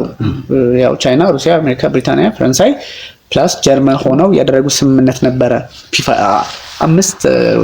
አምስቱ ሲደመር ጀርመን የፐርማነንቱ አባል ያልሆነችው ማለት ነው፣ የቋሚ ቬቶ ፓወር ያላቸው። ስለዚህ እሱን ስምምነት የጣሱት ማን ናቸው? ራሳቸው ፕሬዚዳንት ዶናልድ ትራምፕ ናቸው። እንደመጡ 2018 ላይ ይሄ ኢራንን የሚጠቅም ነው ብለው ወጡ። በኢራን ላይ ማዕቀብ መጣል ጀመሩ። ሰው ምንድነው ያደረገችው? በጣም በፈጠነ 3.67% ላይ ነበረ እንድትቆም የተደረገችው በዛ ስምምነት። ዩራኒየም 3.67% ብቻ እንድታበለጸግ ባራክ ኦባማ ስምምነት አድርገው ነበረ። ትራምፕ ሲወጡ ግን 20% የሆነ ሰዓት ላይ ያቆየችው። ከዛ ሳናቅ 2000 አካባቢ 2022 ምናምን አካባቢ ላይ 60% ማድረሷን ዓለም አወቀች። በዛ ልክና ኒውክሌር ለመታጠቅም በተወሰነ መጠን ልትሄድ እንደምትችል በ8 ቀን እንዳልኳቸው በጣም ቅርብ ነው። በዛ አበልጽጋ ልትተኩስ ትችላለች የሚል ስጋት ተፈጠረባቸው። ይሄ ሲሆን ደግሞ ቢያንስ የኒውክሌር እውቀቱን ያጋሯት ራሳቸው አሜሪካን ናቸው፣ አቶም ለሰላም በሚለው አማካኝነት እሱም አለ። መሰረተ ልማቱ ስላላት የኒውክሌሩ ኢራን አሁን መታጠቅ የምትችልበት አጋጣሚው ስላላት አሁን ያለውን ውድመት መገምገም ስለሚያስፈልግ እሱ ላይ አስተያየት ላልሰጣችሁ እችላለሁ። ግን መሰረተ ልማቱ አላት። ያ ማለት ቴክኖሎጂውን ቢያንስ ከወዳጆቿ ከነ ራሽያ ከነ ቻይና መዋስ ትችላለች። ገና ሀብ ኒውክሌር ፓወር ወይም ደግሞ ሌላው ሁለቱ እንኳን እሺ ስጋት ቢኖርባቸውም ፖለቲካሊ ዋይዝሊ ሊንቀሳቀሱ ቢችሉም ሰሜን ኮሪያ ጋር አሜሪካ ጠላቴ በሚል ኪም ጆንጉን የማይሰጡበት ምክንያት አይኖራቸውም እና አትሊስት ኒውክሌሩን ሊታጠቁት ይችላሉ የሚል ስጋት ኦፍኮርስ አለባቸው። ግን የሁለቱም ከስ ትንሽ እንትን የሚል ነው። ለምሳሌ ዴስቱ አሜሪካ ዴስቱ ኢራን ምን ማለት ነው? ዴስቱ እስራኤል በዚህ በኩል፣ በዛኛው በኩል ደግሞ አክሶፍብል የሰይጣኖች ጥምረት እንደዚህ ኢራንን በሆነ ጊዜ በቃ እናጠፋታለን ምናምን እንደዚህ አይነት ነገሮች አሉ። ኔታንያሁ እና የሆነ ታይም ቦምብ እንዳለ ያስታውቅ ነበረ። ግን የሁለተኛ ጊዜ ደግሞ በእናንተም እድሜ በእኛም እድሜ አየን። እስቲ እንግዲህ ያው መጨረሻው ይሳካላቸዋል አይሳካላቸው ቢለውን እናያለን። ያው በመጀመሪያው ቀን እንትን ብለዋል። ያው እንዳሉት ከላይ አመራሮችን አጥፍተው ወደ 40 የሚሆኑ አይደል በአንድ ቀን የእስራኤል ፖለቲካና ሚሊታሪ አመራሮች የተገደሉት። የሚሊታሪ ዋናው ቺፍ እንደገና ሱፕሪም ሊደሩን ጭምር ነው መታ እንትን ያለችው። ግን ኒውክሌር ስቲል ይተኮስ ነበር አይደለ? በጣም እንደውም በተጠና መልኩ ነው ይካሄድ የነበረውና ኢራን እነሱ እንዳሰቡት የሆነ አንድ ሰው ላይ የቆመች ብቻ ሀገር እንዳልነበረች በደንብ የተማሩበትም ይመስለኛል። ይሄ እንትን ኢንስቲትዩሽናቸውን በደንብ እንደዘረጉታ ያለ እዚህ ላይ ቢኒና ያው ፌልድ እንዳረገ ግልጽ ነው። ያው አስበውት የነበረው አትሊስት የሆነ ድንጋጤ ይኖራል። ኦርጋናይዝድ ያልሆነ እንትን ስትገጥምና በደንብ ኦርጋናይዝድ የሆነን ጠላት ስትገጥም አንድ አይደለም አይደለ? ያን በጣም እሱ እዛ ጋር ሰርፕራይዝ የሆኑ ይመስለኛል። ከላይ እንደጠበቁት ያልሆነ ግን ኢን ዘ ሎንግ ራንስ ይሄ ነገር የሚሆነው ከላይ ያሉት ተመተዋል። ፖለቲከኞች፣ ሚሊታሪ ምናምን ሲኒየር የምትላቸው ኦፊሰሮች ተገድለዋል። ግን እነሱ ያሰቡት በሎንግ ራንስ የሚሆን ነገር ነው። ኢራን እንደዚህ በቀላሉ ኦፍ ኮርስ አለባት ውስጥም ያው ችግሮች አሉ እንደምታውቀው ተቃውሞ። ግን በዛው ልክ ደግሞ ያንን ሲስተም የሚደግፉ ሀገራቶች አሉ። ኢቭን ተቃዋሚ እንኳን የምትለው አካል የሆነ ትሬት ሀገሩ ላይ በሚመጣ ሰዓት ኢቭን ከመንግስት ጎን ሊቆም ይችላል። ያን አለንም ብለው ያሰቡት ድምጽና ሪጅም ቼንጅ እንደው ፖሲብል ነው። በጣም ጥሩ ጥያቄ ነው ያነሳችው። እንደውም ብዙ ሀገር መማር ያለበት ኢንክሉዲንግ የኛን ኢትዮጵያን ጨምሮ መማር ያለብን ተመሳሳይ ታሪክ ሂደት፣ ተመሳሳይ የፖለቲካ ውጣ ውረድ፣ ተመሳሳይ ረጅም ጊዜ የኖሩ አገራት ናቸው አይደለ? ኢትዮጵያና ኢራን በታሪክ በጣም ለሺህ ዘመናት የቆዩ ናቸው ሁለቱም። እና እኔ በጣም አፕሪሺየት ያረኳቸው አያቶላ አሊ ሀመኒ ሱፕሪም ሊደር እንግዲህ አያቶላ ወይም ደግሞ ጠቅላላ ሁለንተናዊ መሪ ተብሎ እሱን ስታጣ የብዙ ሀገር እኔም ስጋት ነበረኝ። በቃ ኢራን ከዚህ በኋላ ትቀጥላለች የሚል እንትን ነበረኝና ብዙ ሀገር በጣም ዋናውን መሪ ጠቅላዩ መሪ ስትወስድበት ፖለቲካሊ የመናጋት ነገር ይፈጠር ነበረ። ግን ያ አልሆነም። ስለዚህ ይሄም ደግሞ የሚያመላክተው ብዙ አገራትም ሊወስዱት የሚችለው በቃ ትተካካለ። ለዛውም አንዳንዱ ሀገር እኮ ታሞ የሆነ መሪ ከሞተ በኋላ የታመመውን መሪ እንኳን ለመተካት እኮ ፖለቲካል ግርግር ይፈጠራል፣ ጫና ይፈጠራል። ይሄ በጦርነት ሊወር በመጣ ኃይል አማካኝነት መንግስትን ሊገለብጥና ሀገርህን እንትን በመጣ ኃይል አማካኝነት የተፈጸመ ጥቃት ሆኖ ረግተው መሄዳቸው ለብዙ ሀገራት እንትን ነው። እንዳላችሁት ኢራን የቀላል አገር የፖለቲካ ግንዛቤ አይደለም ያላት። በጣም ይሄ አያቶላ አሊ ሀመኒ ባይዞይ አላቅም ጋፑን የሞልበትን መንገድ ጥያቄ ካላችሁ አላቅም ወደኋላ የምታነሱት ካልሆነ እዚሁ ላይ አንስተን መሄድ እንችላለን። ኦልራይት እንትን ናቸው የሚተካኩበት መንገድ የዋዛ አይደለም። አያቶላ አሊ ሀመኒ ሱፕሪም ሊደር ሲገደሉ ፖለቲካው መፍረስ ነበረበት አይደለ?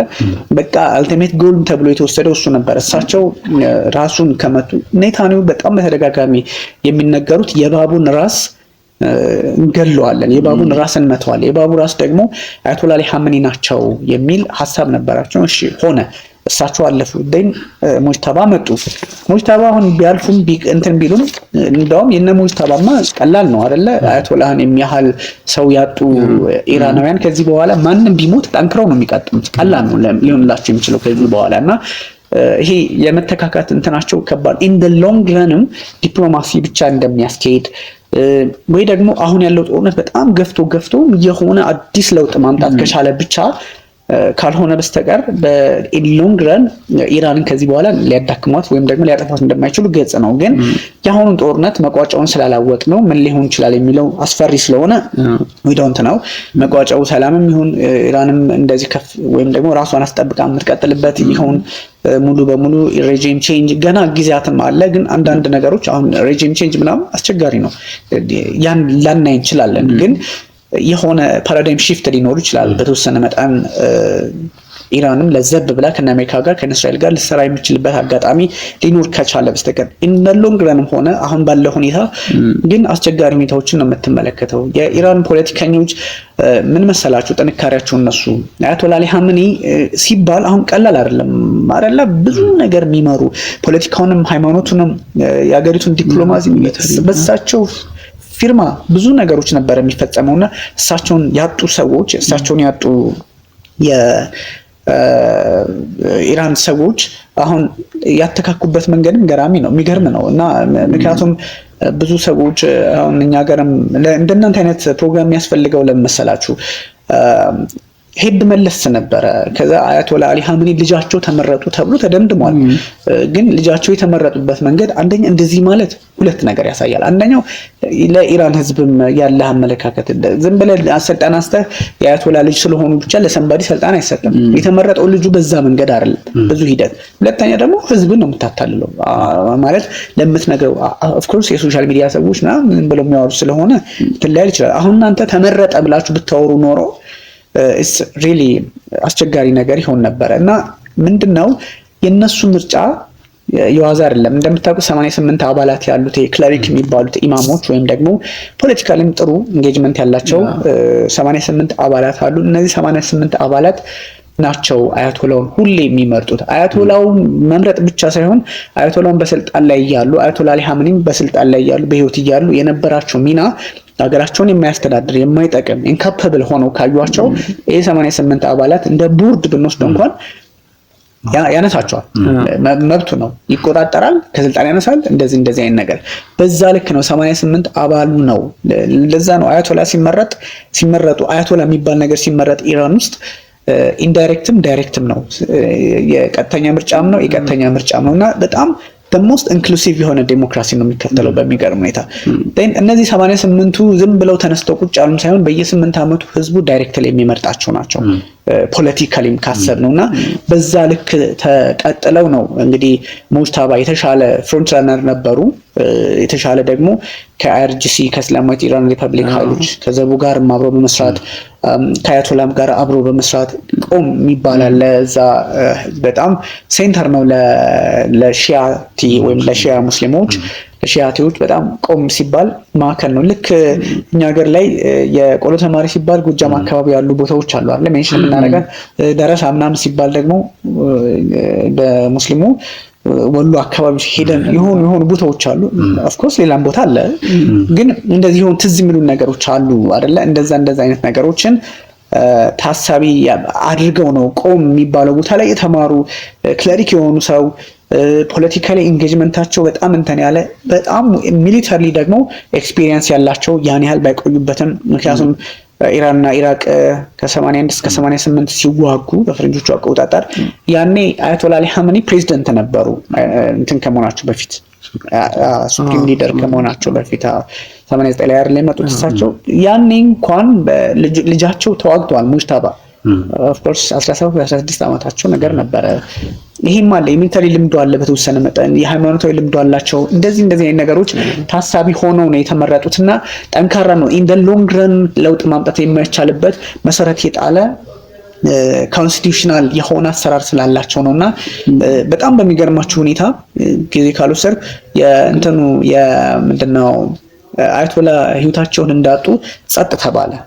አውቀውታል እኮ ኦብቪየስሊ እነ ኔታንያሁ ቀድመው እንግዲህ አጥተናቸዋል ምናምን የሚል ትራምፕም አረጋገጡ እንደዚህ እነሱ ግን ዝም ነው ያሉት። ያ የሆነው አገሪቱን ለማሻገር ካላቸው እንትን ነው። አገሪቱ በእንደዚህ አይነት ነውጥ ውስጥ አያቶላው ህይወታቸውን ሲያጡ የሚመሩት 3 ቦዲዎች አሉ። አንደኛው ከረንትሊ የሚመራው ፕሬዚዳንት አሁን ያለው ማሰል ፔዜሽኪያን ሽግግሩን መምራት አለበት። ከዛ ደግሞ የፍትህ ኃላፊው አሉበት። ከዛ የጋርዲያን ምክር ቤቱ የዘቡ ምክር ቤት 3 ሰዎች የሚመረጡና የአገሪቱን ትራንዚሽን ያስቀጥላሉ። ከዛ አያቶላ የሚመረጠው እንደዛ ሆኖ ነውና በጣም ትልቅ መሰረት ላይ ቤዝ ላይ ቆመው ነው እንደዚህ አይነት ነገሮችን የሚሰሩት እንጂ እንደሆነ ሀገር ገብቶ የሆነ ቬንዙዌላ አሁን ቬንዙዌላም ችግር ነው ሬጂም ቼንጅ አይባልም። አክቹሊ ቀጥለዋል። ምክትሏ ነው ታዲያ የቀጠለች። ያው እንደዚህ አይነት ነገሮች አሉና የኢራን ፖለቲካ ጠንካራ ስለሆነ ከዛ አንፃር እንደዚህ ሲባል ግን ብዙ ጊዜ ጀስት ያለውን ነገር መናገር ነው እንጂ ወያና ሰፖርቴን ሲኛው ወይ ወያና ባክን ጋዜጠኛ ባይዙ ወገንተኛ አይደለም።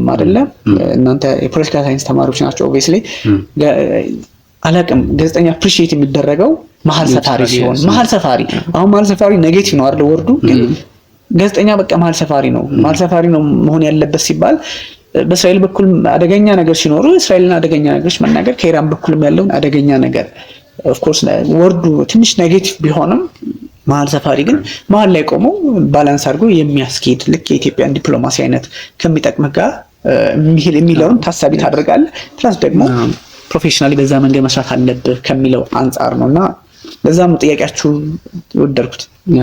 እንደተባለው ኢራኖች በጣም እያስመሰገናቸው ነው። አሁን ኢንስቲትዩሽናቸውን የገነቡበት መንገድ ራሳቸው ላይ የሰሩበት መንገድ በጣም ኢቭን እየጠበቁ ነበር ወይ ቀድሞ የሚያስብል አይነት። አሁን ለምሳሌ በጦር ውስጥ መቼም አይአርጂሲ ያለውን እንትን እናውቃለን አይደል? ፓወር ቀጥታ አንሰር የሚያደርገውም ለአያቶላ ነው ለሚመረጠው አሁን ባለው ለአያቶላ ሙጅታባ ነው። በዛኛው ደግሞ ለአያቶላ አሊ ካሚኒ ነበር።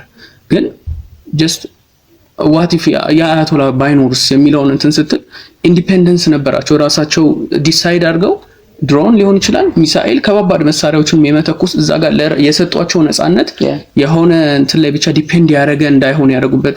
አሁን አንድም እኮ ዩናይትድ ስቴትስ የሚሆኑ ዌስተርን ሀገራቶች ከሚመኩበት አንድ እንትናቸው ምንድነው ኢንስቲትዩሽን የሰሩበት መንገድ ነው። ስቴት ማለት ስናት ፓርቲ ስናት አን ኢንዲቪጁዋል ኢትስ ዘ ኢንስቲትዩሽንስ አይደል? በዘመናዊ ስቴት በምትለው እንትን ኢንስቲትዩሽንን ነው ስቴት የምትለው። ማንም መጣ ማን ይቀጥላል በሚለው እንትንና ያ በጣም እንትን እያላቸው ግን ዲሞክራሲውም እንዳልከው ነው።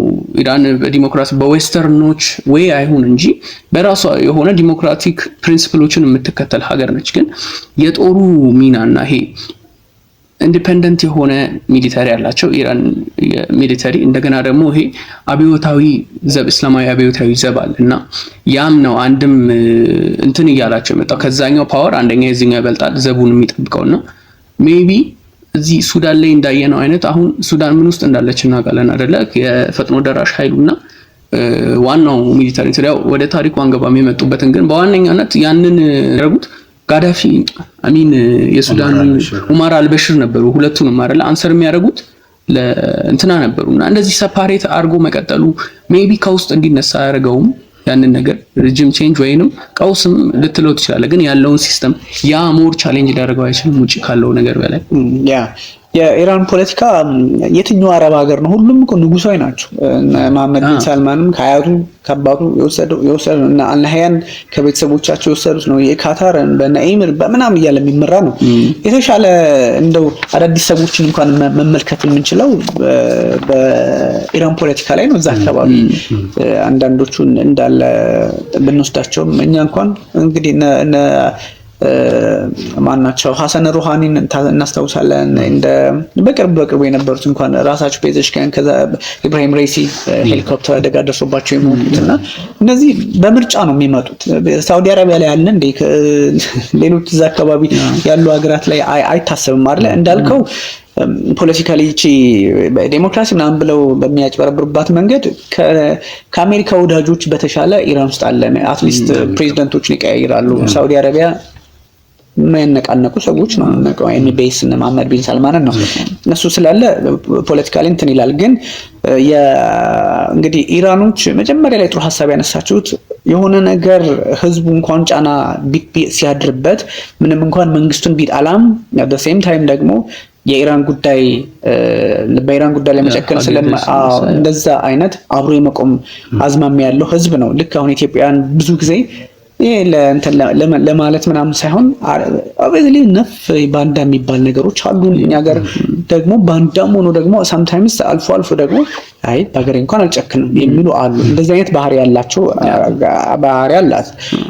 ደን ውስጥ ላይ እንደዚህ አይነት ጫናዎች ቢፈጠሩም ውጭ ላይ ያለው ዱላው ምናምን ቢበረታም ውስጥ ላይ ደግሞ አንዳንድ ተቃውሞች እንደነሱ ማናቸው ጠቅላይ ሚኒስትር ቤንያሚን ኔታንያሁ ጥሪ ሲያቀርቡ ነበር። ጀግና የኢራን ህዝብ ውጣና የአያቶላውን ሬጂም ገርስስ ደግመውታል ትላንትና እንደዛ ሲሉ ነበርና ውስጥ ላይ ያለውን ነገር ማቀጣጠል ይፈልጋል። በዛ ተቃውሞ አማካኝነት በርካታ ሰዎች ህይወታቸውን ያጡትም ተቋማትን ሄዳችሁ ጉራሩ ተቋማትን ሄዳችሁ አፍርሱ ዳይን መንግስት ቀይሩ እኛ ከጎናችሁ ነን የሚል ሐሳብ ነበረ እና ፕሬዚዳንት ዶናልድ ትራምፕ ሲሰጧቸው የነበረውና ውስጥ ላይ ያለውን ነገር ማቀጣጠል ይፈልጋል። ግን ውስጥ ላይ ያለውም ደግሞ ቆሞ የሚያስብ ነው ነገሩን የሚፈልግ እንድትቀጥል የሚፈልግ። ውጭ ላይ ያለውም ደግሞ የዚህ የነ መሐመድ ረዛ ፓህላቪ ፋሚሊዎች አሉ ወይም ደግሞ የሻሁ እነሱም ይፈልጉታል ጉዳዩን። ግን በዛ ልክ ፖለቲካሊ እንትን የማለት ላይ ነው ይችላል። ብዙዎቹን ግን ስንመለከታቸው በተወሰነ መጠን ውስጥ ላይ ያለውን ነገር ሊጠቀሙበት ይችላሉ። ሁለት ነው የሚሆነው ከውስጥም ከውጭም ሲሆን ለአንድ መንግስት ለመሸከም ከባድ ያደርጋል። በዛ ላይ ግዙፎቹ ፓወሮች ናቸው ከኢራን ጋር እየተዋጉ ያሉት።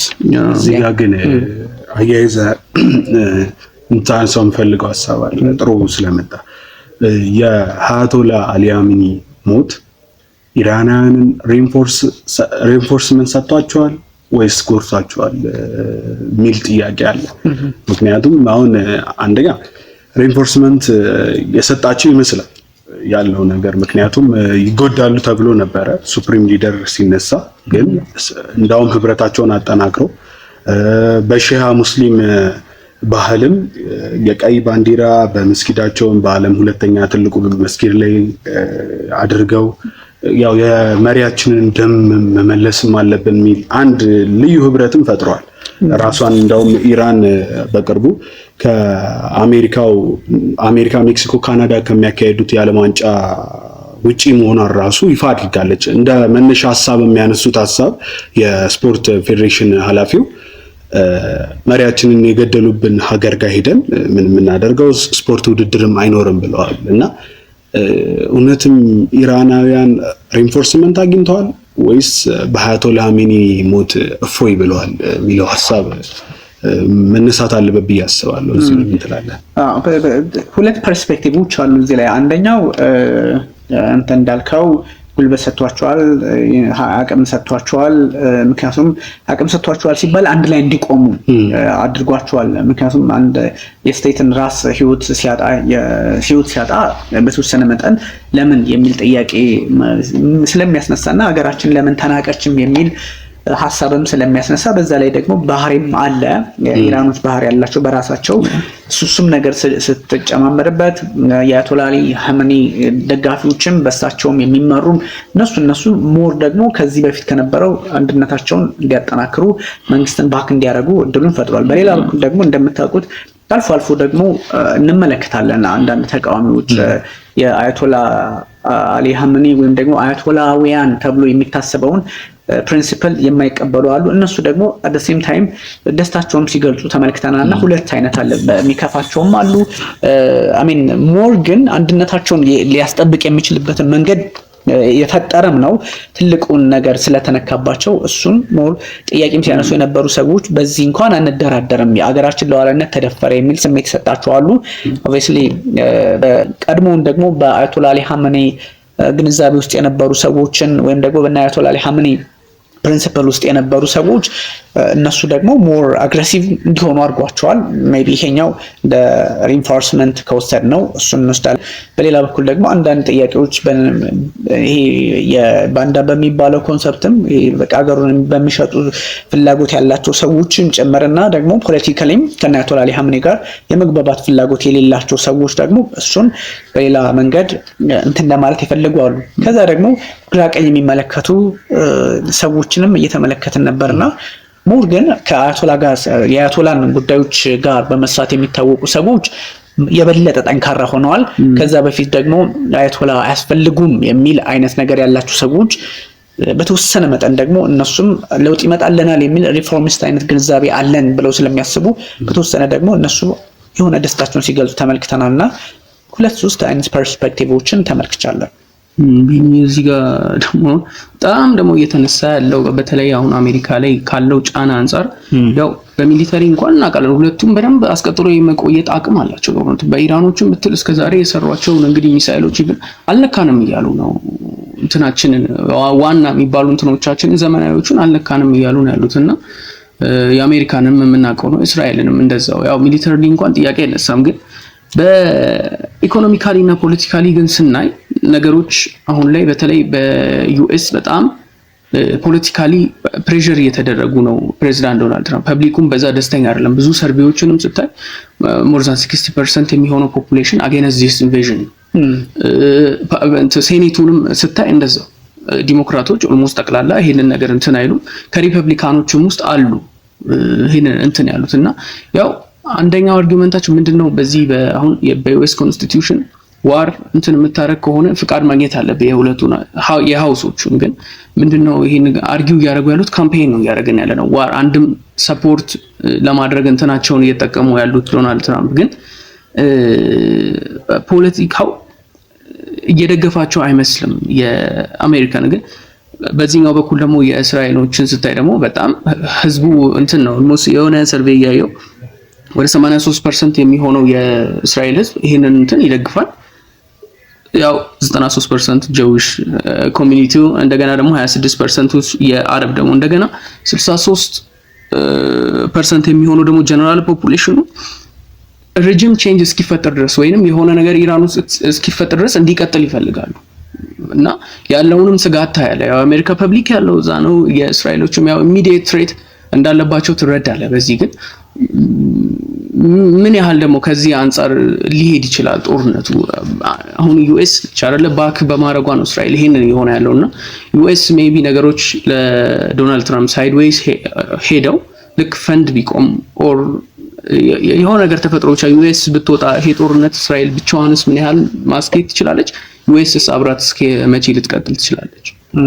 የእስራኤሉ ላይ የፐብሊክ ኦፒኒየን ያገኘባቸው ሶርሶች ምናምን ስቼክ አድርጋችሁ በደንብ እሱ እንዳለ ሆኖ አሜሪካ ግን ግፊቶች አሉ። ኦብቪየስሊ ጀኒውን የሆነው ፖለቲካ ያለው በአሜሪካ በኩል ስለሆነ ማለት ተቃውሞም ጎላ ብሎ የምታየው እዛ ፖለቲከኞችም ለምን ለምሳሌ 3 ጥያቄዎች አሉ። አንደኛ ለምን ፕሬዚዳንት ዶናልድ ትራምፕ ለአሜሪካ ሕዝብ አላሳወቁም? ሁለተኛ ደግሞ አላማው ምንድነው? ሶስተኛ መቼ እንደሚጠናቀቅ ቁርጥ ያለ አቋም ይዞ አልገቡም በሚል 3 ክሪቲካል ጥያቄዎች በአሜሪካ ኮንግረስ ውስጥ ይነሳል። በአሜሪካ ሴኔቶቹ ውስጥ ማለት ነው። ሴኔትና ታችኛው ምክር ቤትም ይነሳልና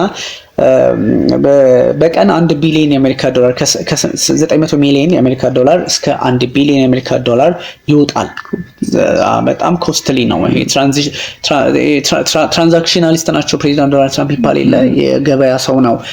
ምን ቢያዋጣቸው ነው ትራምፕ አሜሪካን ታላቅ ማድረገው ገቢዋን የሰበሰብኩ ነው ገንዘቧን የሰበሰብኩ ነው ብለው የሚያስቡ ሰው በቀን 1 ቢሊዮን ዶላር እስከ 1 ቢሊዮን ዶላር ድረስ የሚያወጡት ለምንድን ነው? እስካሁን በሚኒሽንስ በሚባሉት ብቻ በተተኳሾች ወደ 5.67 አካባቢ ቢሊዮን ዶላር አውጥተዋል። ወደቁት ጀቶች እነሱ ሲጨመሩ ፕላስ ደግሞ ጦሩን ሲያንቀሳቀሱ ለአባላቱ የሚደረጉት ይሄ ሰርቪሱ የሚሰጠው ጦሩ ሲንቀሳቀስ በጣም እነዚህ ሁለቱ መርከቦች በነገራችን ላይ ሲንቀሳቀሱ በጣም ከባድ ኮስት ነው እና ምንድነው ጥቅሙ የሚል ጥያቄ ሲነሳ ከአሜሪካ ኮንግረስም እንደዚህ አይነት ጥያቄዎች ተነስተዋል። በነገራችን ላይ የአሜሪካ ኮንግረስ ሲባል ኦብቪየስሊ የእናንተም ኦዲየንሶች ክሪቲካል ሰዎች እንደሆኑ ገምታለሁ።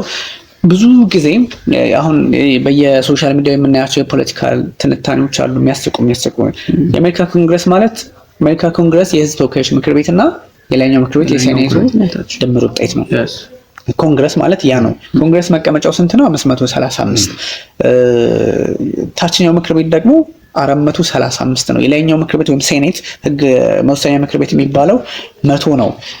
እቺን የተወሰነ መጠን እንትን ብል 100 የላይኛው ምክር ቤት ለምሳሌ 100 የሆነበት ሚስጥር ሁሉም ግዛቶች በህዝብ ቁጥራቸው ልክ ነው አይደለም ይወከሉት ግን በላይኛው ምክር ቤት እኩል የሆነው ብዙ ቁጥር ያላቸው ግዛቶች ትንሽ ቁጥር ያላቸውን እንዳይደፈጥጡ ወይም ደግሞ እንዳይጫኑ ነው ስለዚህ 50ዎቹም ግዛቶች ሁለት ተወካዮች 1 ሚሊዮንም ኖረህ 39 ሚሊዮንም ኖረህ ሁለት በላይኛው ምክር ቤት በህግ መወሰኛ ምክር ቤት ወይም በሴኔቱ ይኖርሃል በታችኛው ምክር ቤት ግን ህዝብ ደግሞ ድምጽ አለው ህዝብ ለምሳሌ ካሊፎርኒያ 39 ሚሊዮን እና ከዛም በላይ ህዝብ ነው ያላት አይደለ ስለዚህ ከነዳኮታዎቹ ጋር 1 ሚሊዮን ምናምን ካላቸው ጋር አይሆንም ስለዚህ 54 ወይ 52 እስከ 54 መቀመጫዎችን ካሊፎርኒያ ትይዛለች at the same time ደግሞ እነዳኮታዎቹ 1 ሚሊዮን ምናምን ያላቸው አንድ መቀመጫ አላቸው የት በታችኛው ምክር ቤት ምክንያቱም ህዝብ በቁጥር መወከል አለበት የዛ ድምር ውጤት ነው እንግዲህ 535 መቀመጫ የሚሰጠው ወይም ደግሞ ኮንግረስ